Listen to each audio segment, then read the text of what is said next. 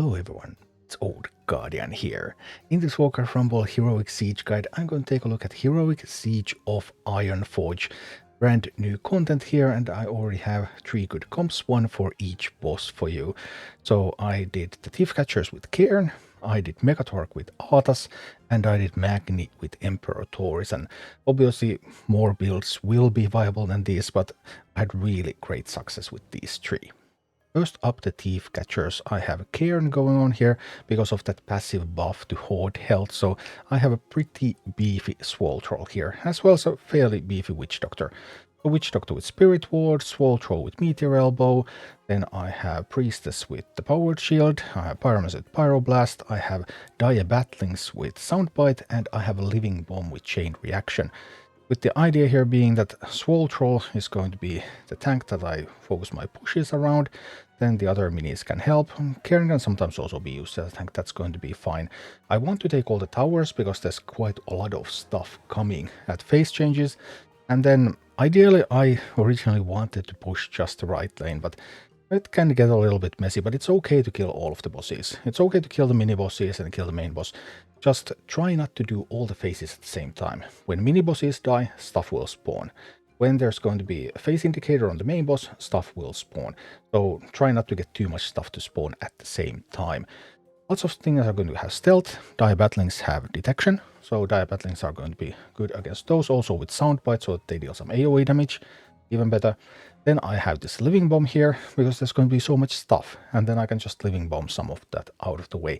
But don't Living Bomb near the boss until you're at the final phase, because then you can easily push another phase with that, and then even more stuff is going to spawn, and then your Living Bomb was kind of wasted, because you're still going to get overwhelmed.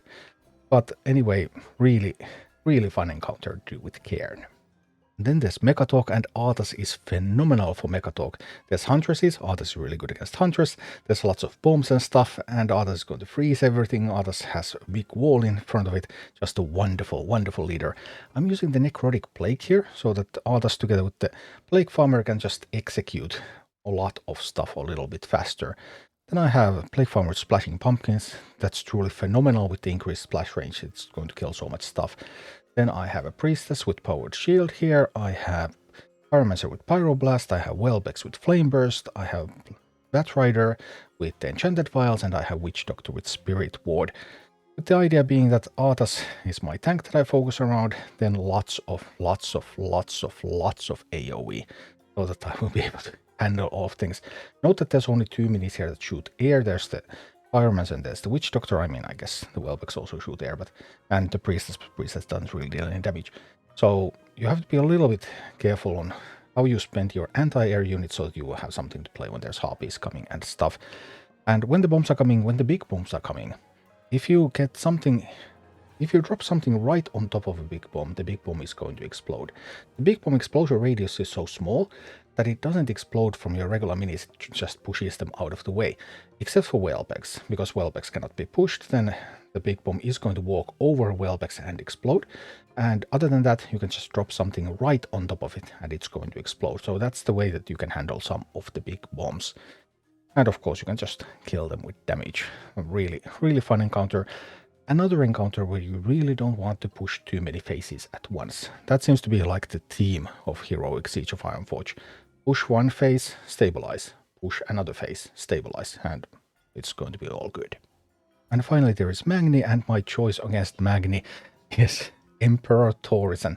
I guess something like Sneed could work here as well, but Emperor Thaurissan is tremendously fun here. Emperor Thaurissan with Hubris, so that I can make really big bolster Molten Giants. Because these bad boys, these are going to tank so much stuff. There's a lot of physical damage in this encounter. Magni deals physical damage with the hammer, Mountaineers deal physical damage, the Dwarves deal physical damage, the Bears deal physical damage. So armored tanks are really important.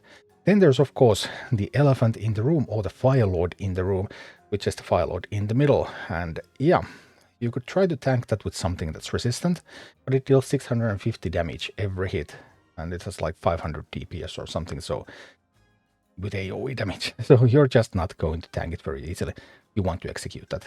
When that comes around, execute. And that's the key to success. And for everything else, Molten Giant with friends. And note that there's also the gem mines at the very top, and you really want to be mining those gem mines whenever possible and not let Magni mine those, because in in one of the first attempts Magni had kobolds on both gem mines, and then they mined something, then they moved away, but in gem mines, the two gem mines, the gold respawns in 10 seconds. So kobold started to move away, gold respawned, kobold moved back and mined again, so that was just crazy. And try to do that yourself and not let Magni do it. And that's also going to let you afford all of the Molten Giants, and it's going to be glorious.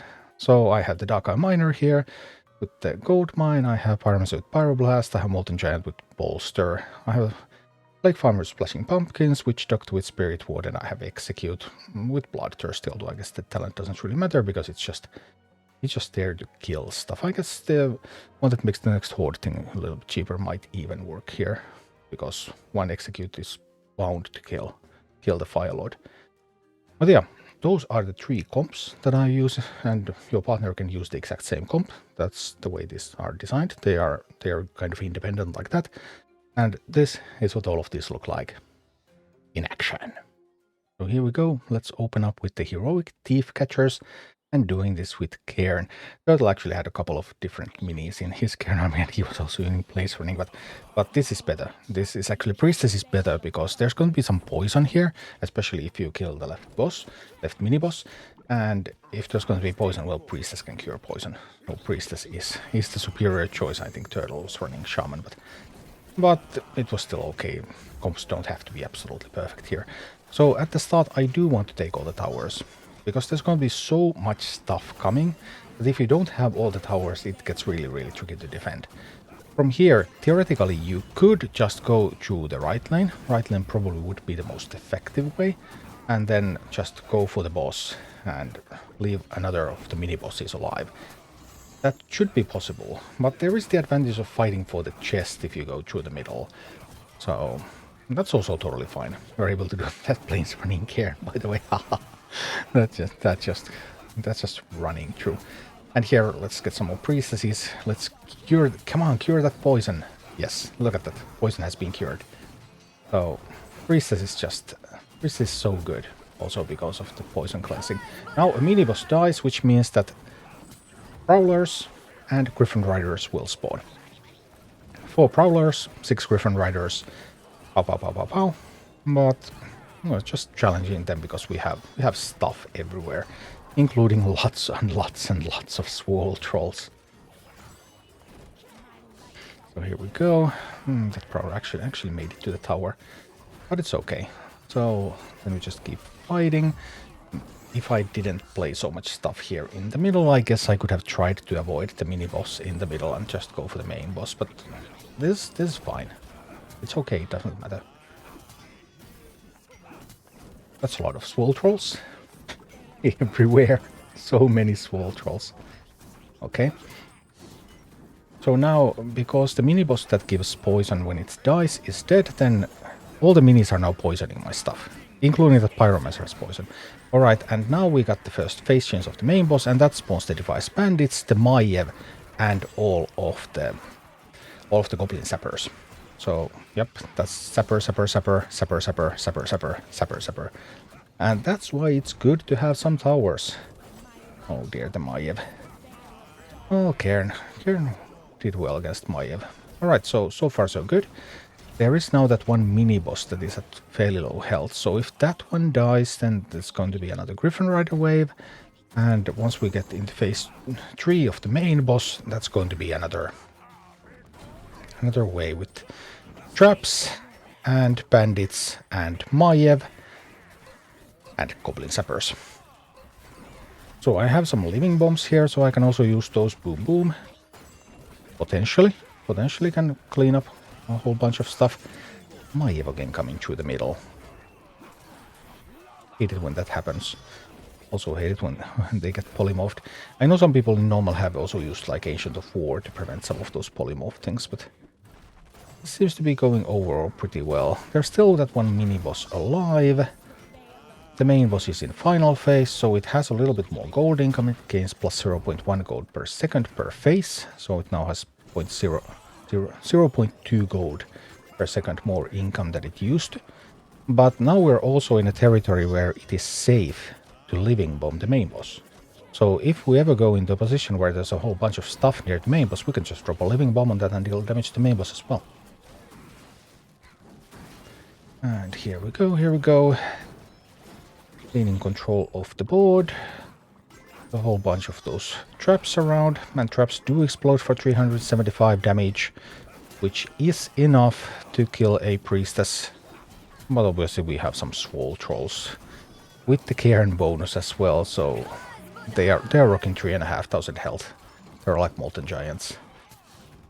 Alright, another mini-boss died, sending out some dire battlings on both sides. Dire battlings with detect. They also can see all of those minis while they're even while they're still in stealth. So things are going reasonably well here. Losing a little bit of control now though. That is not perfect. Not the battlings. Different riders picking off the battlings. That's bad. But now the battlings got a good hit in. Alright. RP is coming.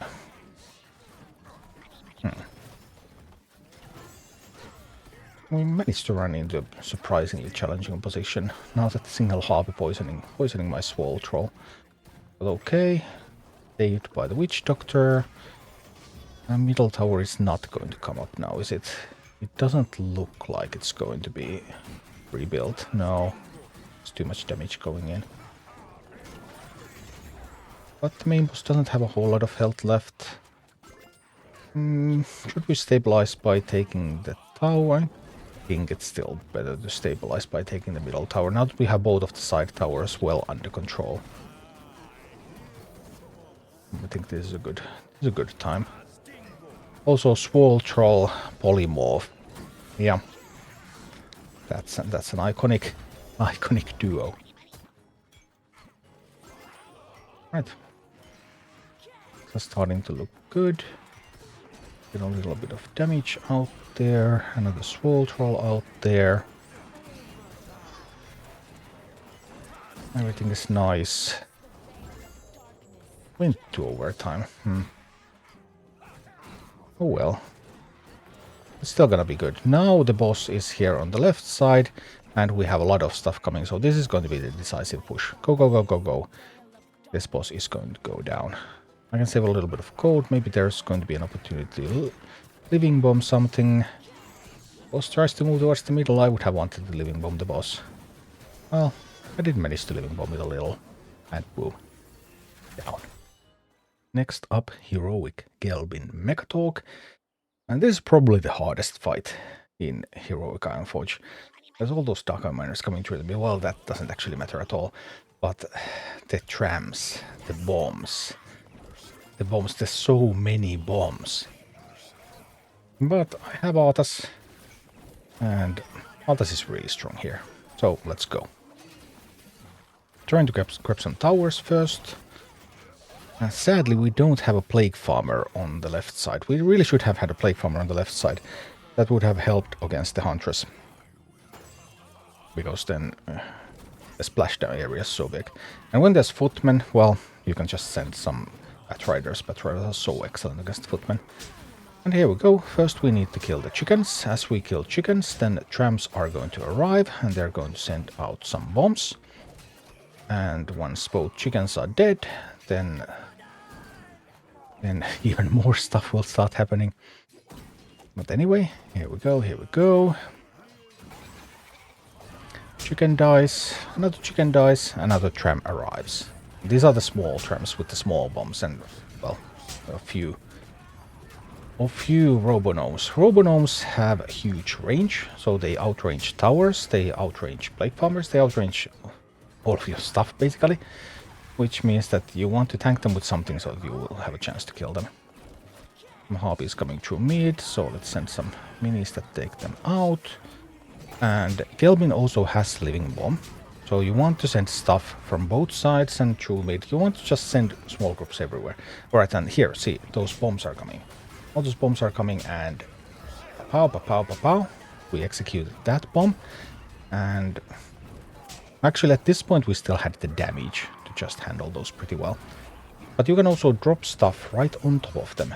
and they will explode actually if you drop stuff right on top of them. So then there will of course be the explosion radius and 3000 damage from the explosion, so it's going to kill all of your minis in their near vicinity. Like you could see on the left side, there was some whelps dropped. If you shoot them down, they don't explode. If you put something in on top of them, they explode. But then you just don't want to have minis nearby. Like here, I'm dropping these whelbecks here. Wow. And whelbecks are just phenomenal here because the eggs are going to be destroyed, and then you still get to keep the whelps. So whelps are just phenomenal against those big bombs. More robo-gnomes. Well, robo-gnome is as robo-gnome does. Here we go, and then the mecha suit. Mecha suit comes with a small wipe, so all of your minis nearby are going to be killed. A little bit of coordination. Lack of coordination there. But that's totally fine. We get rid of some big bombs. Now comes the Meeting Stone Destroyer bomb, and that one you can't do anything about. It's going to arrive at the Meeting Stone, and then it's going to explode and destroy the Meeting Stone. It would also destroy your minis nearby. But there were no minis there. And Batrider, Plague Farmer, doing a phenomenal job here. Alright, so time to start pushing against the boss. We're in the final phase, which means that there's going to be a tram every 35 seconds. Every 35 seconds, well, small bombs, 6 flying bombs. And yeah, some robo-gnomes. Every 35 seconds until the end of the game. That's the original version of this actually had a tram coming every 20 seconds. But Blizzard nerfed it already before it became live. That's how difficult it was. I can't imagine doing this with tram coming every 20 seconds, to be honest. But 35 seconds is a little bit more reasonable. And here we go. Another tram appears. Yep. That's a lot of bombs. Wee. So you just need to have a lot of AoE in response. And we do.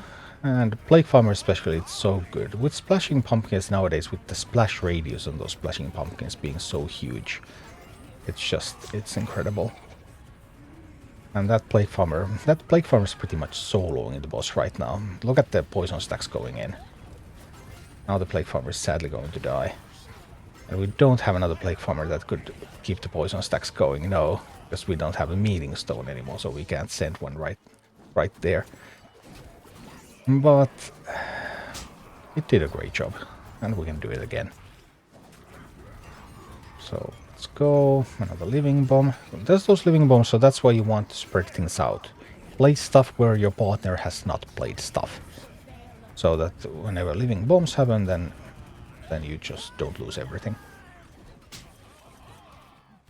Priestess doing a great job there. Saving that Plague Farmer. And then Plague continues. Wow, wow, wow. Poison, poison, poison. Arthas for the defense. Everything just sweet, controlled. Our base. Look at the health of our base. It's not taking much of any damage, and wow, Mekkatorque goes down. And one more time with the feel against heroic Magni Bronzebeard, and this one after we added the Molten Giants. This is so hilarious. Now, there is that Fire Lord, and that Fire Lord is a problem. That Fire Lord needs to be executed. You just hope that your partner will also have execute, and you will be able to execute the Fire Lords. That's very important. Ideally, I would like to hubris those Molten Giants, but smaller ones will do as well. Now there, we got one Fire Lord down. We did not manage to take the chest this time. That's sad, but we can live through it. It's no problem. Then let's send out some of those Molten Giants.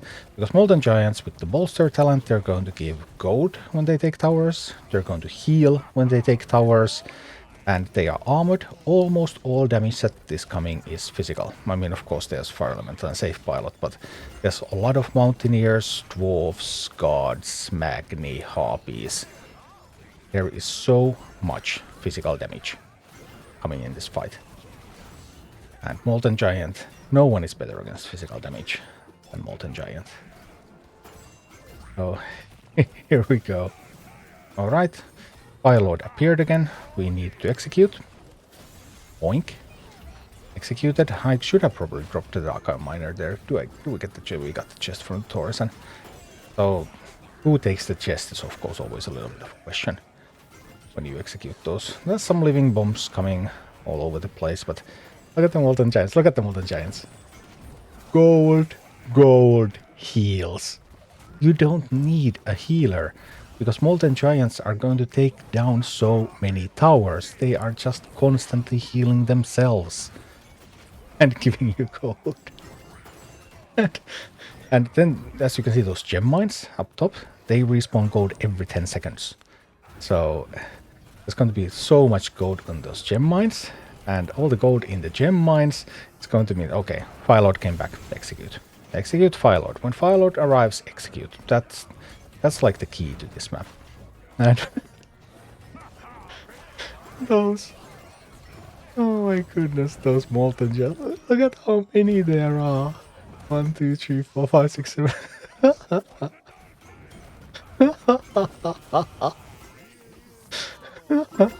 I'm sending them often from here, from the back, by the way, because at phase changes, there's going to be all those guards.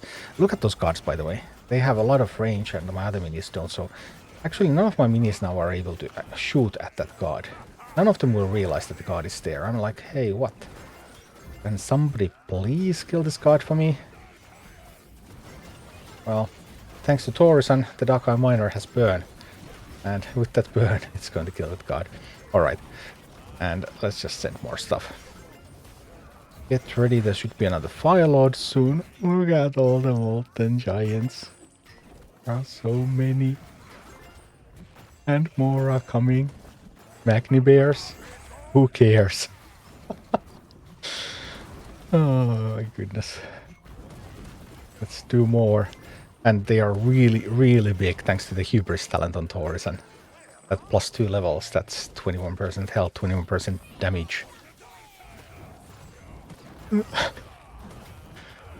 Magni seem to be in a bit of a pickle, I would say. This time I put the Molten Giant right there so that it kills the guard, so I won't lose the tower. There's also the bears coming here at phase changes in Heroic for the top towers, but that's okay, that's totally fine. I don't mind. We take the bottom towers, then we move our way towards the top towers. It's gonna be all good. Now that we reach the final phase, Magni started throwing the hammer. If you control no towers, Magni is going to throw the hammer at your base. And your base can take like 3 hits and it's dead. Something like that. So yeah, your base is very limited in its ability to withstand those hammer throws. As you can see, hammers taking out towers. But taking out towers means that Molten Giants are going to take those towers back, and then the Molten Giants are going to heal themselves, and then the Molten Giants are going to give me gold. So, be my guest. Take the towers if you must. Look at that gold again. Gold. And heal. Take the towers. I dare you. I double dare you to take those towers. Because taking towers means you're making me rich. More gold again. Oh, no. Yikes. That was actually dangerous. Now, Magni actually managed to get a hammer at my base. So, okay. We were maybe a little bit sloppy there. Because we allowed Magni to get some hammers to the base. And one more hammer to the base would actually kill the base. But at this point we need to start getting more serious. But as long as we have towers, then Magni will not throw hammers to the base. And now we have very secure towers. There's no more phase changes, so there's no more dwarfs coming. Nothing of the sort. So this will all be fine. And we can just start building and getting rich. Look, gold. More gold. And remember to execute the Firelords too. And gold. Molten Giant. Oink. Gold. Healing. Gold. Healing. Hours. If you really want to build a team for this, then I suppose something like Thaurissan plus Malfurion could also do. You could get some seeds to protect your base. Actually, I'm uncertain whether seeds protect the base against Magni. I assume they do. But Just Thorisans. Look at all those giants. Look at the giants. Boink. Yeah, Magni. That looks a little rough. And that was Heroic Siege of Ironforge. Thank you for watching. Click like and subscribe if you enjoyed this, and a special thanks to all of my Patreon supporters, YouTube members and Twitch subscribers who make all of these videos possible.